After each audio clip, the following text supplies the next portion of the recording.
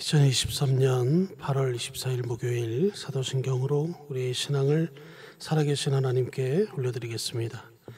전능하사 천지를 만드신 하나님 아버지를 내가 믿사오며 그의 외아들 우리 주 예수 그리스도를 믿사오니 이는 성령으로 잉태하사 동정녀 마리아에게 나시고 본디오 빌라도에게 고난을 받으사 십자가에 못 박혀 죽으시고 장사한 지 사흘 만에 죽은 자 가운데서 다시 살아나시며 하늘에 오르사 전능하신 하나님 우편에 앉아 계시다가 저리로서 산 자와 죽은 자를 심판하러 오시리라. 성령을 믿사오며 거룩한 공예와 성도가 서로 교통하는 것, 죄를 사하여 주시는 것과 몸이 다시 사는 것과 영원히 사는 것을 믿사옵나이다. 아멘. 찬송가 287장 찬양하겠습니다.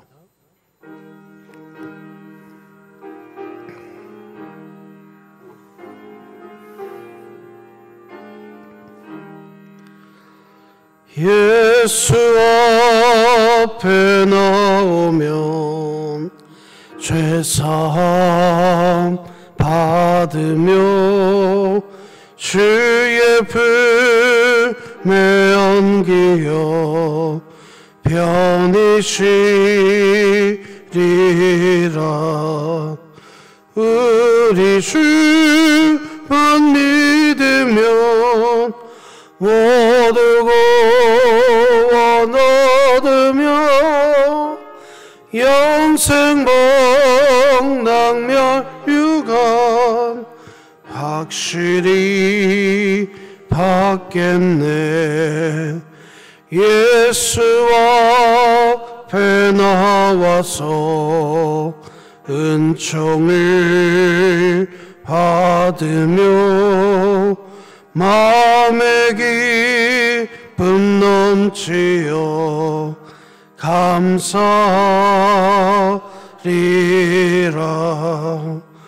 우리 주만 믿으면 모두 구원 얻으며 영생 복락멸 유감 확실히 받겠네. 예수 앞에 설 때에 흰 옷을 입으며 밝고 빛난 내 집에 길이 살리라. 우리 주만 믿으면 모두 구원 얻으며 영생 복락멸 유감 확실히 받겠네.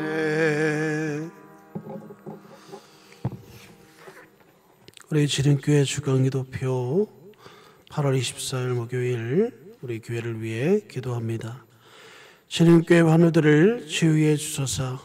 이순자 집사, 이현수 협동 은퇴권사, 임기숙 은퇴권사, 이면옥 성도, 장옥숙 명예권사, 조봉진 집사, 조수덕 협동 명예권사, 진여루 어린이, 최복균 명예권사, 홍성철 협동 은퇴장로, 홍일봉 목사, 하나님의 능력으로 치유하사 2023년 복음을 전수하는 가정을 세우는 교회가 되며 지름교회 구역 모임이 천국이 되게 하소서.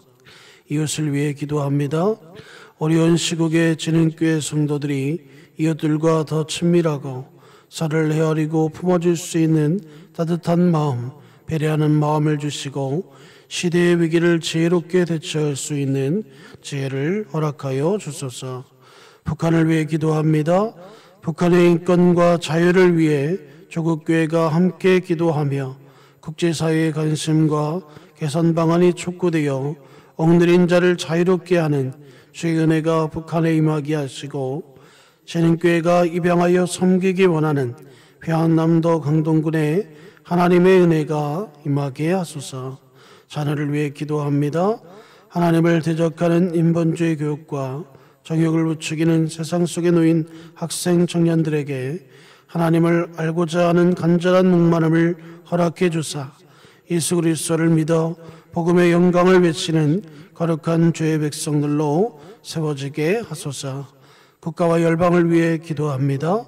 학교 폭력과 가정학대를 겪는 아픔으로 마음의 문을 닫고 어둠에 자신을 내어주는 위기 청소년들에게 주의 마음을 품는 조국교회들이 다가가 예수님의 사랑으로 위로하게 하소서. 선교와 전도를 위해 기도합니다. CTS와 기독교 신문의 지경을 넓혀주셔서 기독교 언론으로서의 의무를 다하게 하시고 한국교회의 소통의 통로가 되게 하소서.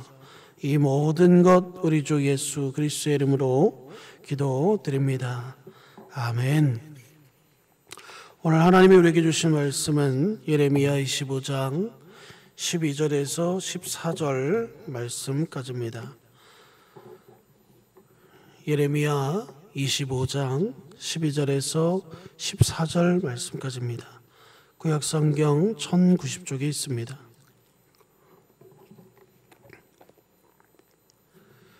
예레미야 25장 12절에서 14절 말씀까지입니다.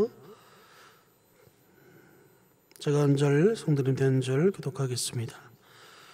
여호와의 말씀이니라. 70년이 끝나면 내가 바벨론의 왕과 그의 나라와 갈대아인의 땅을 그 죄악으로 말미암아 벌하여 영원히 폐허가 되게 하되 내가 그 땅을 향하여 선언한 바 곧 예레미야가 모든 민족을 향하여 그 땅을 위해 함께 읽겠습니다. 그리하여 여러 민족과 큰 왕들이 그들로 자기들을 섬기게 할 것이나 나는 그들의 행위와 그들의 손이 행한 대로 갚으리라. 아멘. 사랑하는 성도 여러분, 이 새벽에 또 하나님을 예배할 수 있어 너무나 하나님께 감사하고 또 이렇게 함께 예배를 통해서 오늘도 하나님 주신 은혜를 또 누리는 그런 하루가 되길 원합니다. 오늘은 도구는 도구일 뿐이다 라는 제목으로 함께 은혜 받는 시간 갖겠습니다.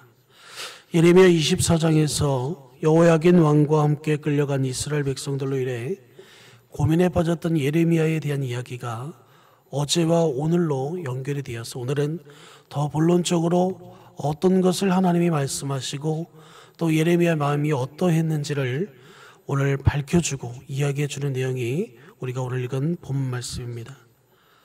예레미야에게 성전 앞에 있는 무화과와 두 광주리 비유를 통해 예루살렘과 애굽에 남아있는 이스라엘 백성들과 또 바벨론으로 끌려간 유다 백성들에 대한 사후에 그들이 어떻게 되는지에 대해서 오늘 말씀을 통해서 조금 더 깊게 한번 살펴보려고 합니다.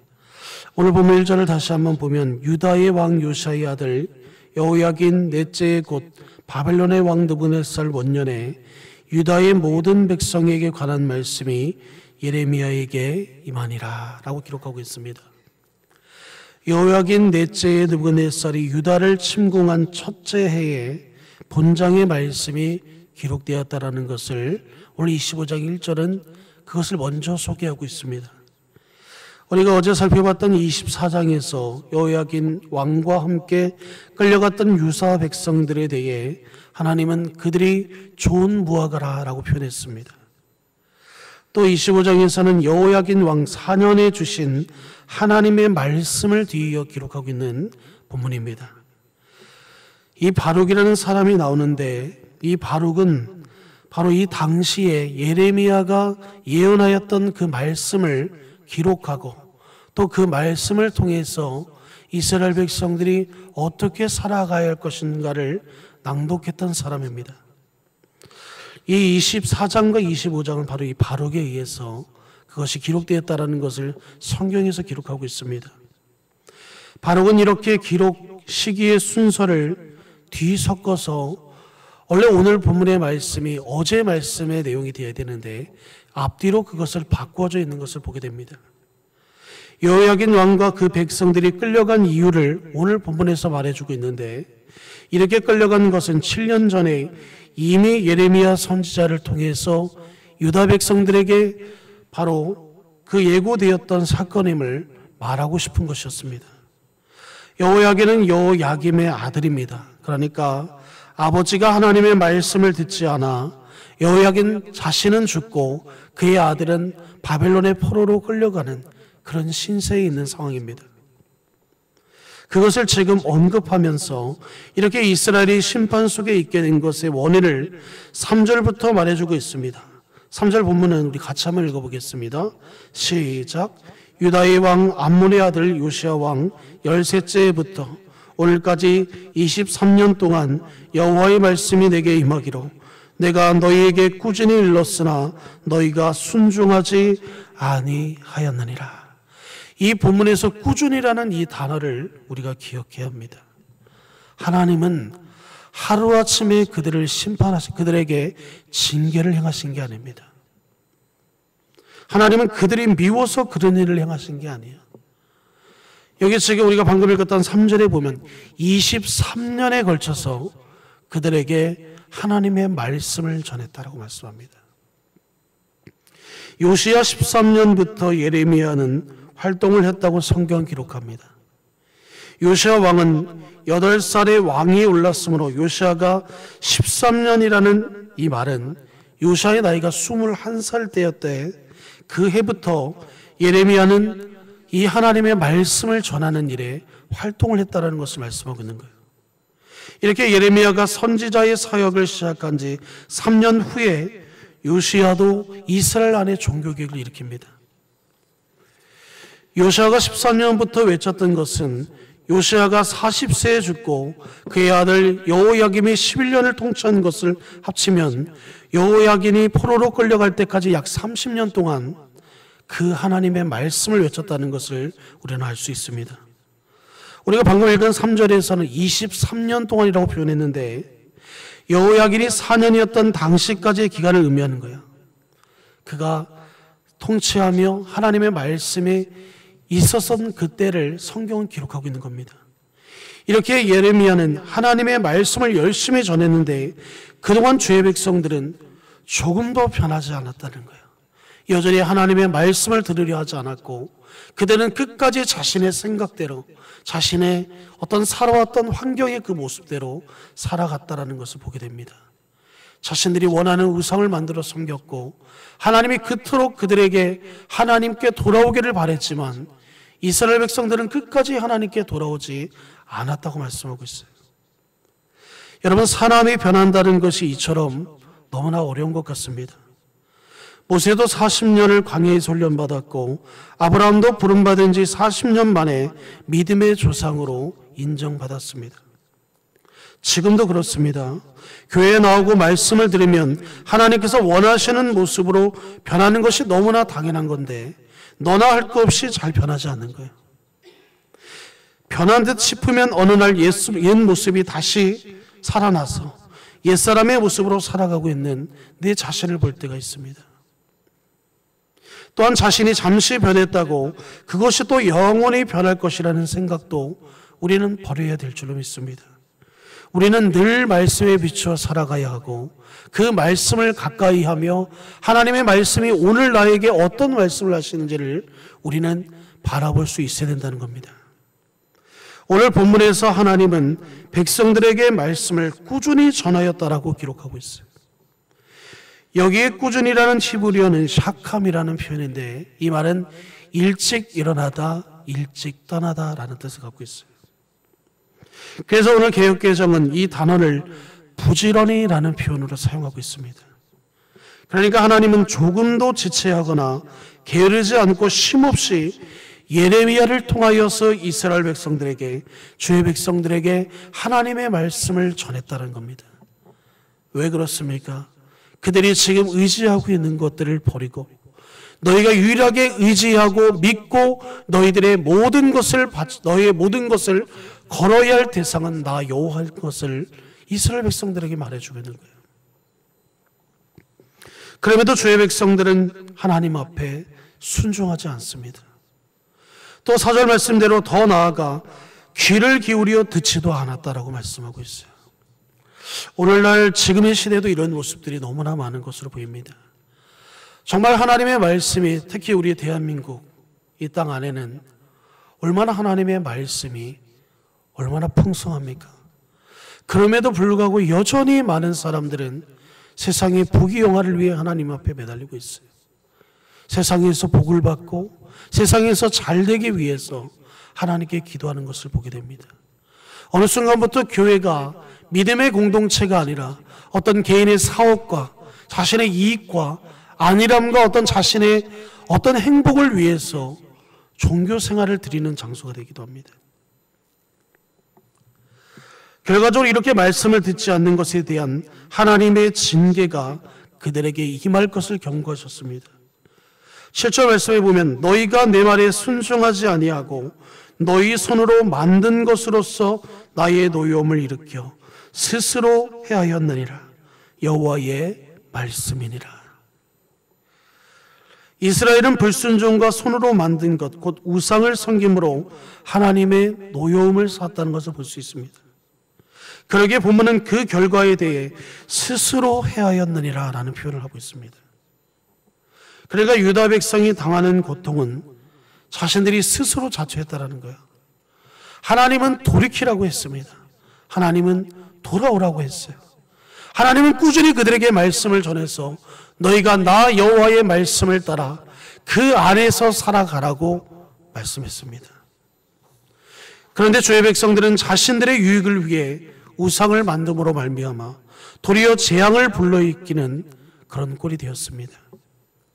특히 나의 노여움을 일으켰다라는 말은 거듭되는 경고에도 불구하고 그들은 고의적으로 폐역의 길을 걸어간 것에 대해 하나님은 말씀하고 있는 겁니다. 여러분 그렇지 않습니까? 인생에 주어진 환난은 자신이 자초하는 것일 때가 너무나 많아요. 우리는 어떤 어려움일 때 가장 먼저 무슨 생각합니까? 때로는 어떤 자녀들은 부모를 탓해요. 내가 이런 형편없는 가정에서 태어나서 이런 어려움을 당하는 거다. 부모님들은 어떻습니까? 부모님들도 마찬가지예요. 내가 이런 남편을 만나서 이런 아내를 만나서 그런 것이다. 그런데 사실 돌아보면은 성경에서 그렇게 말하고 있기 전에 우리 자신도 우리 자신이 너무나 잘 알고 있습니다. 나의 어떤 욕심과 나의 고집 때문에 우리 가정이 행복하지 못하는 경우가 있음을 내 자신이 안다는 거예요. 여러분 야곱은 130세의 애굽왕 바로 앞에서 말하기를 험악한 세월을 보내었나이다 라고 표현합니다. 그가 험악한 세월을 산 것은 자신의 성품과 자신의 욕심 때문이었어요. 야고보서 1장 12절에서 15절 말씀이 이렇게 기록하는데 사람이 시험을 받을 때에 내가 하나님께 시험을 받는다 하지 말지니 하나님은 악에서 시험을 받지도 아니하시고 친히 아무도 시험하지 아니하시느니라. 오직 각 사람이 시험을 받는 것은 자기 욕심에 끌려 미혹됨이니 욕심이 잉태한 즉 죄를 낳고 죄가 장성한 즉 사망을 낳느니라. 여러분 시험은 우리가 가끔 그렇게 표현하잖아요. 어떤 어려움이 올 때 하나님이 나를 시험하신다. 사실 우리가 표현해서 시험이라는 표현을 하지만 어떻게 보면 이것이 나의 어떤 죄의 문제로 인해서 어떤 삶에 내가 하나님께 드린 것이 없어서 11조를 떼먹어서 하나님 날 이렇게 징계하는 거다. 이런 표현하는 것입니다. 그런데 하나님 야고보서에서 뭐라고 말합니까? 친히 아무도 시험하지 아니하신다고 말하고 있어요. 다만 오직 각 사람이 시험을 받는 것은 자기 욕심에 끌려 미혹됨이니 욕심이 잉태한 즉 죄를 낳고 죄가 장성한 즉 사망을 낳느니라. 내가 자초하는 일이라는 거예요. 내가 욕심을 부리기 때문에 그런 일이 일어난다는 겁니다. 그러므로 우리의 행실을 바르게 해야 될 줄로 믿습니다. 하나님의 말씀에 순종하고 자신이 만들어 놓은 세상의 헛된 것들을 숭배하며 그것을 힘으로 삼고 살며 옷깃을 세우고 교만하게 행동하는 삶을 버리고 그런 모습들을 없애야 합니다. 오직 하나님의 말씀에 순종할 줄 알고 하나님을 내 인생의 원동력으로 힘으로 삼고 살아가는 성도가 되어야 될 줄로 믿습니다. 이렇게 심판을 말씀하신 하나님은 그 도구로 사용했던 바벨론을 들어 이 유다 백성들을 하나님의 징계를 허락하시는 도구로 사용하셨다는 것을 볼 수 있습니다. 9절부터 11절 말씀은 좀 길지만 같이 한번 읽어보겠습니다. 시작. 보라, 내가 북쪽 모든 종족과 내 종 바벨론의 왕 느부갓네살을 불러다가 이 땅과 그 주민과 사방 모든 나라를 쳐서 진멸하여 그들을 놀램과 비웃음거리가 되게 하며 땅으로 영원한 폐허가 되게 할 것이라. 여호와의 말씀이니라. 내가 그들 중에서 기뻐하는 소리와 즐거워하는 소리와 신랑의 소리와 신부의 소리와 맷돌 소리와 등불이 끊어지지 아니하니니 이는 모든 땅이 폐허가 되어 놀랄 일이 될 것이며 이 민족은 7년 동안 바벨론의 왕을 섬기리라. 하나님이 예고하신 대로 그들이 그들 앞에 조롱거리가 되며 창피를 당하며 어려움을 겪으며 힘든 노역의 생활을 할 것을 하나님은 말씀하고 있어요. 그리고 그 기간을 7년이라고 정확하게 하나님은 성경에 기록하고 있습니다. 하나님은 북쪽의 모든 종족과 바벨론을 불러 유다와 주변 나라들을 하나님이 심판하시겠다고 말씀하고 있습니다.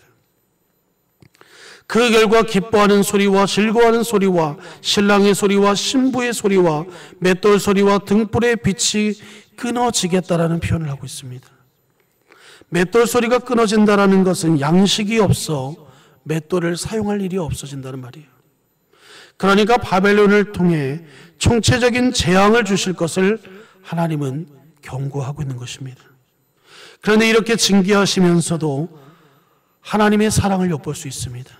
하나님은 그 징계도 기한을 정해놓고 있다는 것을 말씀하고 있어요. 그 기한은 바로 70년입니다. 70년 동안 바벨론의 왕을 섬기게 하시겠다고 말씀하고 있어요. 이렇게 70년을 정하신 것은 주의 백성들이 안식년과 희년을 지키지 않고 동족을 노예로 삼는 것에 대한 징계의 기간입니다.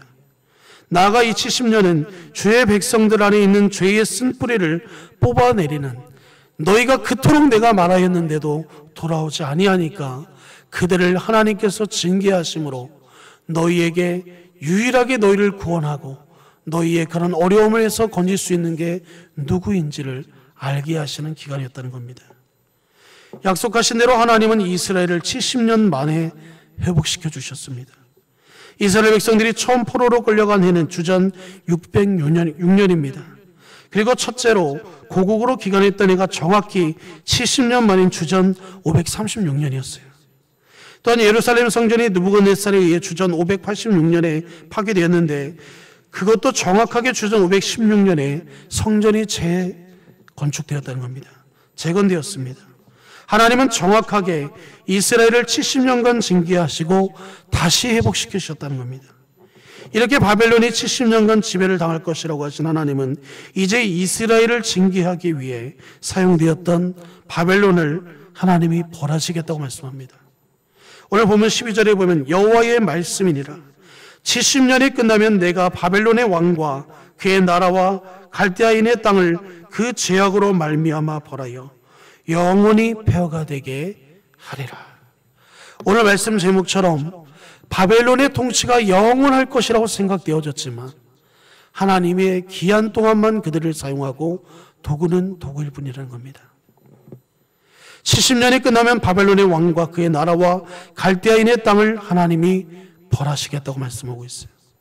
하나님은 이스라엘을 징계하시기 위해 도구로 사용했던 막대기였던 바벨론을 분질러 버리겠다는 겁니다. 이 예언은 사실대로 이루어졌습니다. 신 바벨론을 열렸던 느부갓네살은 주전 608년에 왕위에 올랐는데 그리고 주전 538년에 페르시아 고레스 왕에 의해 무너졌는데 그 기간이 하루도 빠짐없이 정확하게 딱 70년이었습니다. 하나님은 하나님의 백성을 징계하게 일으켰던 바벨론을 그 징계가 끝났을 때 완전히 부러뜨려 버리십니다. 그런데 이 징계는 바벨론에 국한되지 않았다라고 오늘 이어서 15절부터 17절까지 보면 그 말씀을 이렇게 기록하고 있습니다. 이스라엘의 하나님 여호와께서 이같이 내게 이르시되 너는 내 손에서 이 진노의 술잔을 받아가지고 내가 너를 보내는 바 그 모든 나라로 하여금 마시게 하라. 그들이 마시고 비틀거리며 미친 듯이 행동하리니 이는 내가 그들 중에 칼을 보냈기 때문이라 하시기로 내가 여호와의 손에서 그 잔을 받아서 여호와께서 나를 보내신 바 그 모든 나라로 마시게 하되.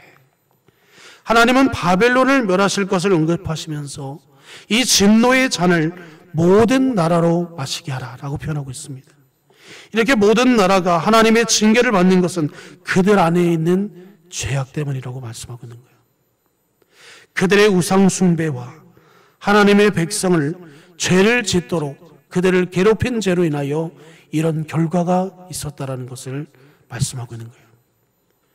그런데 오늘 본문 후반절에 가서 주의 백성들을 징계하는 예를 한 가지 더 언급하고 있습니다. 29절 말씀은 같이 한번 읽어보겠습니다. 시작.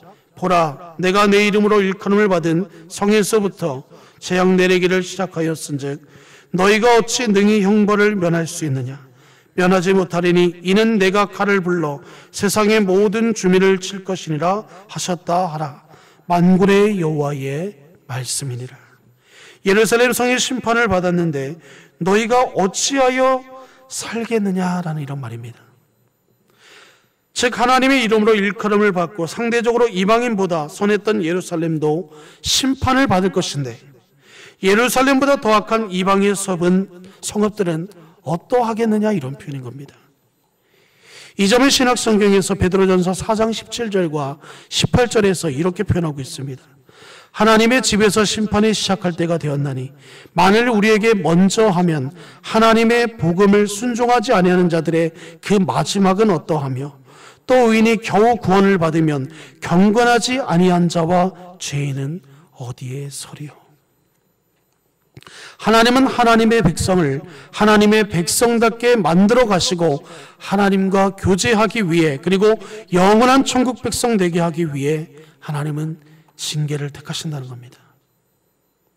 끝으로 히브리서 12장 5절에서 12절 말씀을 읽고 오늘 말씀 마치겠습니다. 좀 길지만 같이 한번 읽어보겠습니다. 시작. 또 아들들에게 권하는 것 같이 너에게 권면하신 말씀도 잊었도다. 일러스되 내 아들아 주의 징계하심을 경히 여기지 말며 그에게 꾸지람을 받을 때에 낙심하지 말라. 주께서 그 사랑하시는 자를 징계하시고 그가 받아들이시는 아들마다 채찍질 하심이라 하였으니 너희가 참음은 징계를 받기 위함이라. 하나님이 아들과 같이 너희를 대우하시나니 어찌 아버지가 징계하지 않는 아들이 있으리요. 징계는 다 받는 것이거늘 너희에게 없으면 사생자요 친아들이 아니니라. 또 우리의 육신의 아버지가 우리를 징계하여도 공경하였거든 하물며 모든 영의 아버지께 더욱 복종하며 살려하지 않겠느냐. 그들은 자기 자신의 뜻대로 우리를 징계하였거니와 오직 하나님은 우리의 유익을 위하여 그의 거룩하심에 참여하게 하시느니라. 징계가 당시에는 즐거워 보이지 않고 슬퍼 보이나 후에 그로 말미암아 연단받는 자들은 의와 평강의 열매를 맺느니라. 히브리서 말씀에 뭐라고 말합니까? 이 징계받는 것에 대하여 너희가 오늘날로 표현하면 그 징계만 바라보고 그 징계만 생각하고 징계 안에서 모든 것이 다 있는 것처럼 생각하지 말라는 거예요. 징계는 누구나 받는 것이로되 하나님과 관계없는 사생자에게는 그 징계조차 없다고 말합니다. 너희가 이 징계 또한 결국 그 징계의 끝은 뭐라고 말합니까? 의와 평강의 열매를 맺게 하기 위함이라고 말씀하고 있어요. 이렇게 하나님의 백성에 주어진 삶의 어려움은 모든 징계라는 차원에서 해석되어집니다. 여기서 징계라는 것은 파이데이라는 말로 가정교육 훈련이라는 말을 그런 뜻을 갖고 있습니다. 오늘날로 한마디로 표현하면 사람을 만들다라고도 표현할 수 있습니다. 하나님이 그리스도인다운 사람으로 만들어가는 그 과정이 바로 징계라는 겁니다.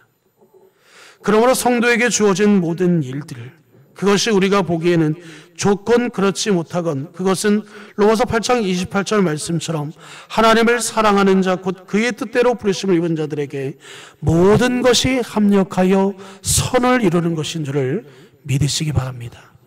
오늘 이 말씀처럼 우리 안에 주어지는 그 징계가 단지 하나님이 나를 힘들게 하고 나를 괴롭게 하기 위함이 아니라 나는 지금 하나님의 뜻대로 살고 있다고 생각하지만 여전히 하나님은 나에게 원하시는 것이 있다는 거예요. 내가 생각하는 99%의 그 순종이면 되겠지라는 생각이 아니라 하나님은 여전히 내려놓지 못한 그 1%의 그 모습을 하나님께 온전히 내려놓기를 원한다는 겁니다.